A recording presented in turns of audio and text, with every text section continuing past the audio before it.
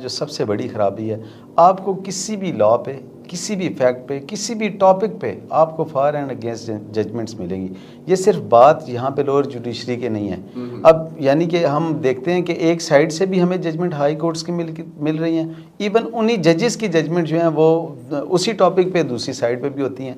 अब दोनों लॉयर्स आके इसको अपनी फेवर में यूज़ करते हैं। तो इसमें ये है कि जब तक हम इसको कवर नहीं कर पाते कि यूनानिमिटी होगी, उसी से काम होगा। जैसे इंडिया की आप देखेंगे, इंडिया में मैंने देखा कि जो जजमेंट आप उठाते हैं उसी टॉपिक पे, उसी इशू पे दूसरा कोई भी जज होगा, उससे मिलती जुलती एक ही लॉ सेट होगा, एक ही उस फैक्ट पे लॉ होगा। लेकिन यहाँ पे फॉर एंड अगेंस्ट हैं, और उसमें यानी हम देख रहे होते हैं कि दोनों साइड पे आ रही हैं। अब उसमें जो हमारा एक सिस्टम है, सिस्टम में जो अपील है, रिव्यू है, रिवीजन है, ये सारे ऑप्शंस दिए गए हैं। उसमें ये होता है कि नीचे से अगर किसी ने गलती कर भी दी तो वो अपीलेंट कोर्ट उसको गलती को कवर कर लेते हैं। लेकिन इसमें सबसे बड़ी जो हर्डल ये आती है कि वो टाइम टेकिंग चीज़ें हैं। जैसे एक ट्रायल लेता है 1.5 साल से 2 साल 3 साल, और यहाँ 10-10 साल तक ट्रायल लेता है।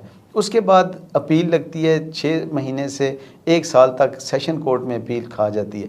उसके बाद सबसे बड़ा लॉस जो होता है हमें, सबसे बीइंग लॉयर,